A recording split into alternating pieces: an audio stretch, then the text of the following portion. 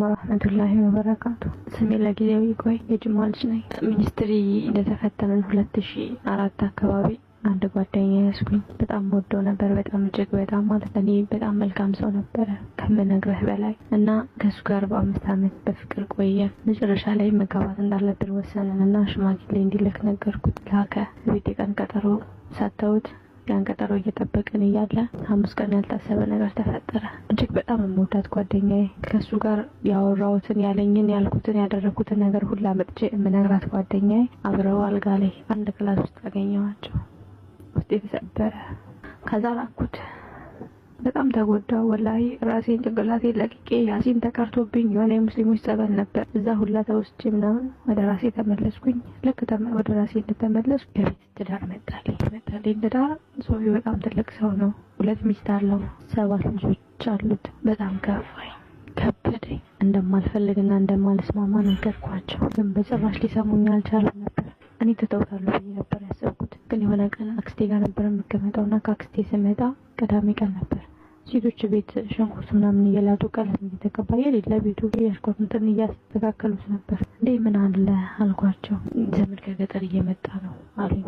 ኦኬ ብዬ ተውኩኝ። አልተጠራጠርኩም ነበር፣ ምክንያቱም ከኔ ፍቃድ ውጭ ያደርጉታል ብዬ ስላላሰብኩኝ። እነሱ ግን አድርገውት ነበር። ከኔ ውጭ ነበር የተደገሰው።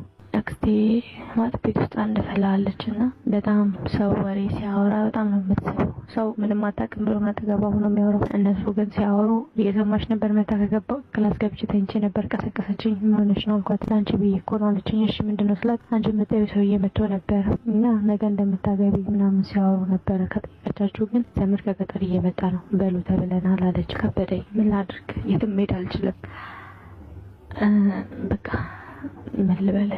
ግራ ግብት አለኝ። እጄ ላይ ብር የለ፣ ሰው የለኝ። አንድ ሙዳት ጓደኛ የነበረች እሷም የለችም፣ አረብ ሀገር ሄዳለች። ከቤት ወጣሁኝ። ከቤት ወጥቼ ምን ልበል መንገድ ላይ ወጣሁኝና 5 ብር ይዤ መኪና ላስቆም አልኩኝና ድፍረቱ አልነበረኝም። የዛችን ሙዳት ጓደኛዬ ዱባይ ያለች አልኩክለች ያክስቷ ልጅ ነበረች። ደወልኩለት። መጣ። እንዲህ ሆንኩኝ። ምንም አማራጭ የለኝም ብዬ ስነግረው በቃ ከኔ ጋር መሄድ አለብሽ እንሄዳለን ምናምን ብሎኝ ሄድን። የጓደኛዬ ክላስ ወስድሻለሁ አለኝ። ወሰደኝ። እኔ አላድርም አንቺ ታድሪያለሽ። እሺ ገባን። ቁጭ አለ። አይ ትንሽ ጨዋቾች ሊሄዱ ነው አለኝ። እሺ አልኩት። ግን እንደማይሄድ ነገረኝ። የዛን ቀን ማታ ከሱ ጋር የማይሆን ነገር ተፈጠረ። መቼም አንድ ሴትና አንድ ወንድ አንድ ክላስ ተገናኝተው ሶስተኛ ወገን ሸይጣን አለ። ተሳሳትን። ጠዋት ላይ ተነስቼ አዲስ አበባ ሄድኩኝ። አጎቴ ጋር በጣም ረስቼው ነበር እንደ ነገር መፈጠሩን ራሱ በሰዓቱ እንዴት ስለነበርኩ ማለት ነው። ከ2 ወር በኋላ ነፍስ ጡር እንደሆንኩኝ ራሴን አወቅኩኝ። በጣም ከበደኝ። እቤት ለነገራቸው ብዬ ፈራሁ። በጣም ወግ አጥባቂ ነው አባቴ። ያለበት ቤት አጎቴም እንደዛው። ከዛ ነገርኩት። በቃ ማረገው ነገር ሳጣስ ነገር በጣም ወደ ተቆጣኝ። መለሰኝ ወደ ቤተሰቦቼ። አናቅልሽም ቤትም ስትንዘላዘ ያመጣሽውን ሄጂ ውጭ አሉኝ። በጎረቤቶችና በሰፈር ሰዎች ልመና አባቴ ቤት አስገባኝ። ወለድኩ። በጣም ስቃይ ነበር፣ ፈተና ነበር። 20 አመቴ ነበር ያኔ። ወለድኩ። ልጄ በ15 ቀን ሞተች። ሴት ነበር የወለድኩ። ልክ እንደ ትልቅ ሰው አውራት ነበር። ሊፈልግ ያመጣሁት ነገር አይደለም። ያ ረቢ አንተ ተውልኝ። ግን ደግሞ እንጂ ትልቅ ሆነሽ ትልቅ ደረጃ ስትደርሺልኝ ሁሉንም ነገር እረሳዋለሁ፣ ተስፋዬ ነሽ እያልኩ አውራት ነበር። በ15 ቀን ስትሞት አበድኩኝ። መሆኑ ጠፋኝ። እንደዛም ሆኖ ያ ረቢ አንተ ሰብርስተኝ ብዬ እየኖርኩኝ ያለው የዛሬ አመት ረመዳን ላይ አሁን ያለሁበት ቤተሰቦቼ ወላጅ ቤተሰቦቼ እንዳልሆኑ አሳዳጊዎቼ እንጂ ቤተሰቦቼ እንዳልሆኑ ተለቅ ህይወት ጨለመብኝ፣ ከፋኝ። ማንነኝ የሚል የማንነት ጥያቄ አደረብኝ።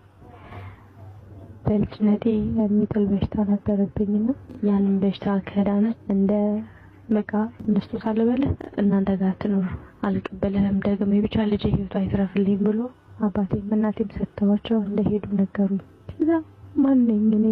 የማን ዘር ነኝ? የማን በቃይ? ሁሉም ሰው ወላጁን ማወቅ ይፈልጋል፣ ድሃም ሆነ ሀብታምም ሆነ። ህይወት ጨለመብኝ፣ ተስፋ ቆረጥኩ። ወላለች የሚባል ሴት በማንም ማግባት እንደማልፈልግ አውቃለሁ።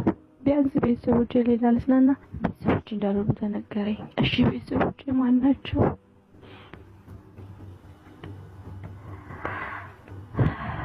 በጣም ግራ ገባኝ። ማደርገው ጠፋኝ። ያቺ ያልኩ ጓደኛዬ ጋር ደውዬ አለቅስ ነበር። ሪካርድ ማስቀመጥ ቮይስ አስቀምጥላት ነበር፣ ግን በጣም ተቆጣኝ ነበር። እኔ ያለው አይደል እንዴ አቤ እኮ ላንቺ አባትሽ ነው ምንም እንዳይሰማሽ ትለኝ ነበር፣ ታስረሳኝ ነበር። እሺ ብዬ እኔም የምሰማት ነበር። አሁን በቅርብ ከሷ ጋር በማይሆን ነገር ተደሷም ዘጋችኝ ብሎ ካደረገች ጓደኛዋ ነው ደግሞ ፍቅረኛዋን አስተዋውቃኝ ነበር። እሱን ብሎ ካደረገኝ አንድ ጓደኛውን አስተዋውቆኝ ስለነበር በሱ አማካኝነት አገኘሁትና አወራሁት። እሱን ከዛ ከሱ ጋር ታረቀን።